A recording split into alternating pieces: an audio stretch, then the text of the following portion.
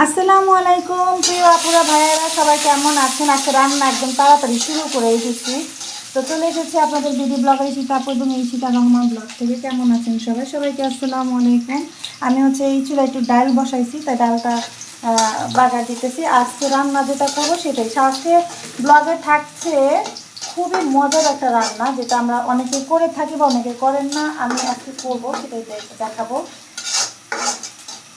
তো আমি ডালটা একটু বাগার দিয়ে নিই। আজকে অনেক লেট করে ফেলছি, তার জন্য আপনাদের সাথে সরি যে ব্লগ দিতে আসলে দেরি হয়ে গেল। কারণ এই বাচ্চাদের স্কুল যেহেতু খুলে গেছে পয়লা বৈশাখের পরে, মানে কাজের চাপটাও একটু যেন বেড়ে গেছে। তো সবাই কেমন আছেন আপুরা ভাইয়েরা? সবাইকে আসসালামু আলাইকুম। আর আমার ব্লগিং ভিডিওগুলো আপনাদের কাছে কেমন লাগে অবশ্যই একটু কমেন্ট করে জানাবেন। তো আমি যে কড়াইতে পেঁয়াজ মরিচ ভেজে নিচ্ছিলাম, রসুন, ওইটাই এই যে ডালের মধ্যে দিয়ে বাগার দিয়ে নিলাম। আর এই কড়াইটার মধ্যে মাছ ভাজবো, আজকে কই মাছ রান্না করব। তো সেটাই আপনাদের সাথে শেয়ার করব। এই যে ডালটা বাগার হয়ে আসতেছে। তো সবাই কেমন আছেন আপুরা ভাইয়েরা? সবাই একটু আমার সাথে থাকেন। আজকে রান্নাটা একটা আপনাদেরকে সামনে করি, সাথে নিয়ে করি। তো এই যে এই কড়াইটা দিয়ে নিলাম, এটার মধ্যে পেঁয়াজ মরিচ ভেজে নিয়েছিলাম, এটার মধ্যে পেঁয়াজ মরিচ ভেজে নিয়েছি। আর মাছ ভাজার জন্য তেল দিয়ে দিব। আর মাছ আমি মাখিয়ে রাখছি এখানে, এই যে হলুদ মরিচ দিয়ে একবারে তৈরি করেই রাখছি। আজকে এমনি অনেক লেট করে ফেলছি, বাচ্চারা স্কুলে নিয়ে গেছিলাম। প্রতিদিনের ব্লগটা দিতে আসলে দেরি হয়ে গেল। এসে মাছ কেটে নিয়ে এসে ধুয়ে পরিষ্কার করতে আসলে অনেকটা সময় লেগে গেল। তো আমি এখন দিয়ে দিচ্ছি, কড়াই গরমই আছে। বিসমিল্লাহ।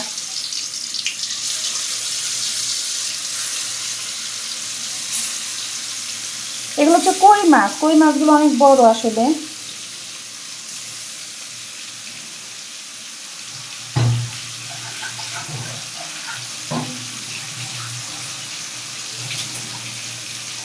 তো মাছটা ভাজি, তারপর আপনাদের সাথে রান্নাটা শেয়ার। আর দুপুর সময়টা এত কাজের চাপ থাকে বাচ্চাদেরকে নিয়ে, যেখানে ডাল আমার বলা হয়ে গেছে অলরেডি। আর এখানে মাছ ভাজার জন্য দিয়ে দিচ্ছি এই যে কই মাছ। দুপুর সময়টা হয়তো বা সবার অনেক থাকে। আমি একবার দুপুর আর রাতের সহ রান্না করতেছি। আর এখানে আমার ডাল বাগা দেওয়া হয়ে গেছে। তো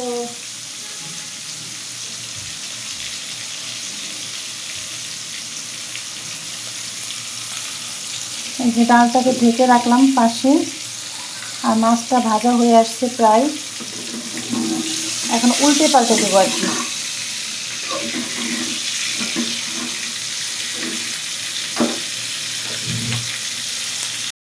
তো এই যে মাছগুলো উল্টিয়ে দিয়েছে, এখন এই পাশটা হলে মাছগুলো আমি তুলে ফেলবো।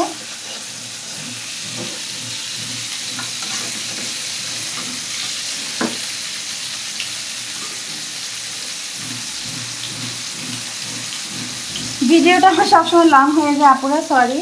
তো কী করবো, আসলে লং ভিডিও তো সব কিছু আপনাদের কাছ থেকে কোনো কিছু স্কিপ করি না। তো যার কারণে ভিডিওটা আমার লং হয়ে যায়। তো যারা ভালো লাগবে অবশ্যই চ্যানেলটি সাবস্ক্রাইব করে রাখবেন আপুর এই ভিডিওগুলো। আমি চেষ্টা করি সবগুলো ভিডিও আমি আপনাদের মাঝে শেয়ার করার জন্য। তো এক এক করে আপুর আমার মাছটা ভাজা হয়ে গেছে, এক এক করে তুলে ফেলবো।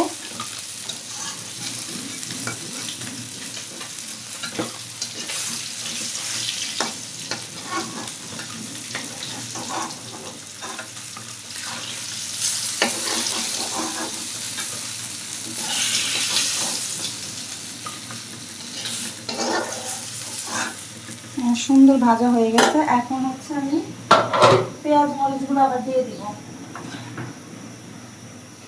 পেঁয়াজ মরিচ কাঁচা মরিচগুলো দিয়ে দিব।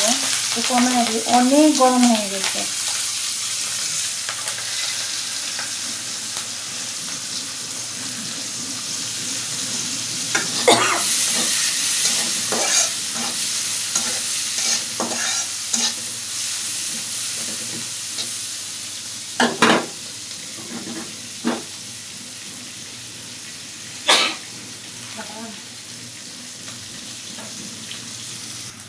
এখানে আমার পেঁয়াজ মরিচ এগুলো ভাজা হয়ে গেছে, একটু পানি দিয়ে নিলাম।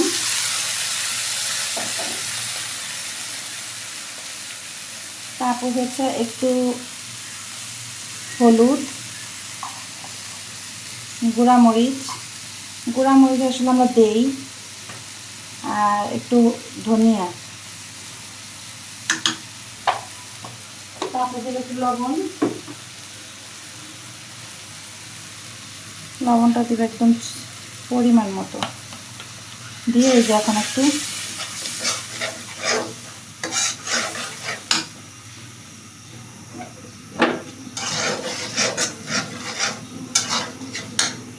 তো মশলাটা কষা আসলে তারপর তরকারিগুলো দিয়ে দিব। আর টমেটোগুলো একটু আগে আগে দিয়ে দেই, কারণ টমেটোগুলো আগে আগে দিলে হয় কি একদমই গলে গেলে ভালো আর কি, আমাদের একদমই থাকা খায় না এটা একদম, আমি আগে দিয়ে দিই, অনেকে হচ্ছে পরে দেন। আর এখানে হচ্ছে আমি তরকারি কেটে রাখছি বেগুন আলু, এগুলো দিয়ে আজকে হচ্ছে মাছটা রান্না করবো মূলত। এই যে এখন হচ্ছে তরকারিগুলো দিয়ে দিলাম, দিয়ে তারপর হচ্ছে নাড়াচাড়া করে তার ঢেকে রাখবো এটা। এই দেখেন হয়ে গেছে অলরেডি অনেকটা। এখন হচ্ছে তরকারিটা একটু কষে আসবে। কি সুন্দর একটা কালার, অনেক সুন্দর একটা কালার। আসলে বেগুন আলু এই সমস্ত তরকারি দিয়ে যে কোনো মাছ রান্না করে খেলে আসলে কিন্তু মজা লাগে। আবার অনেকে বেগুন অনেক অ্যালার্জি থাকে, আমাদের আবার বাসায় কারোই অ্যালার্জি নেই, মানে সবাই খেতে পারে।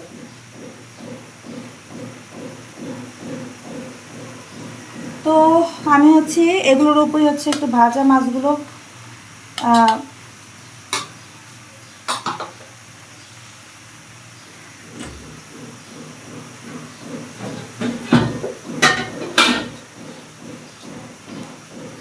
তারপর হচ্ছে একটা ঢাকনি দিয়ে ঢেকে রাখবো যেন এটা সিদ্ধ হওয়া পর্যন্ত, তরকারিটা সিদ্ধ হওয়া পর্যন্ত। আপনাদের সাথে আরেকটা জিনিস শেয়ার করি, দেখেন কি সুন্দর একটা দুপুর, কিন্তু আজকে প্রচণ্ড রোদ বাইরে দেখা যাচ্ছে, প্রচুর রোদ, ঠিক আছে অনেক রোদ। আসলে এটা আর কি দেখালাম, আমার এই তরকারিটা কষানো হওয়া পর্যন্ত আমি ভাবলাম যে আপনাদেরকে আমার একটা ওয়েদারের দৃশ্য দেখিয়ে দেই। দেখেন কি পরিমাণ রোদ, প্রচুর রোদ। তো এই যে আপুরা আবার চলে আসলাম তরকারি মাঝে, দেখেন তরকারিটা আমার অনেকটা হয়ে আসছে কষানো। এখন একটু পানি দিয়ে দিব পরিমাণ মতো, যেহেতু মাছের তরকারিটা ঝোল ঝোল রাখবো, ঝোল ঝোল রাখবো। এটা সিদ্ধ হওয়ার জন্য আবার কিছুক্ষণ ঢেকে রাখবো।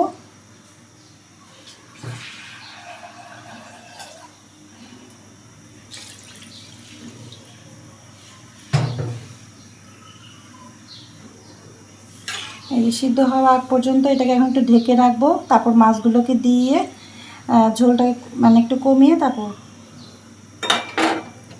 অনেক তরকারি, যেহেতু দুপুর এবং হচ্ছে রাতের, আর একটা আছে ডাল, তো এই হচ্ছে ঢেকে দিচ্ছি তরকারিটা হবার জন্য। এই যে এখানে হচ্ছে আমার বলক হয়ে আসছে, এখন এই যে ভাজা যে মাছগুলো এগুলো দিয়ে দিব। অনেকটাই সিদ্ধ হয়ে গেছে, আমি একবারে দিয়ে সরে গেছিলাম। তো এই যে ভাজা মাছগুলো, বাবা এটা তো গরম হয়ে গেছে। তো এই যে দিয়ে দিচ্ছি ভাজা মাছগুলো।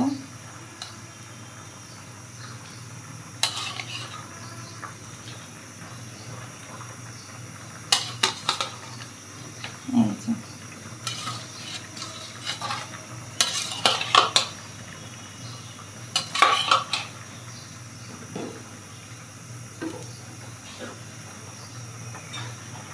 এখন আরেকটু তরকারিটা হলে একবার একটু ঝোল ঝোল রাখবো, আর যেহেতু ডাল রান্না করছি বেশি ঝোল রাখবো না।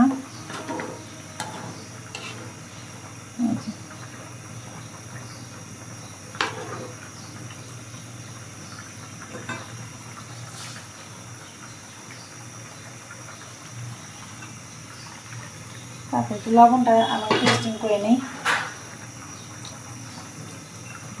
একটু পারফেক্ট হয়েছে, তো একবারে হওয়া পর্যন্ত আসতেছি। তো আমি যেরকম ঝোল রাখবো এখন হয়ে গেছে আমার তরকারিটা, মানে এভাবে অনেকে আসলে কমায়, আমি আবার এতটুকু ঝোল রাখবো। তো সবাই কেমন লাগলো আপুরা ভাইয়ারা সবাই কমেন্ট করে জানাবেন, অবশ্যই আমার চ্যানেলটি সাবস্ক্রাইব করে রাখবেন, ভিডিওটা সবাই শেয়ার করে দিবেন। ভালো থাকবেন, আসসালামু আলাইকুম।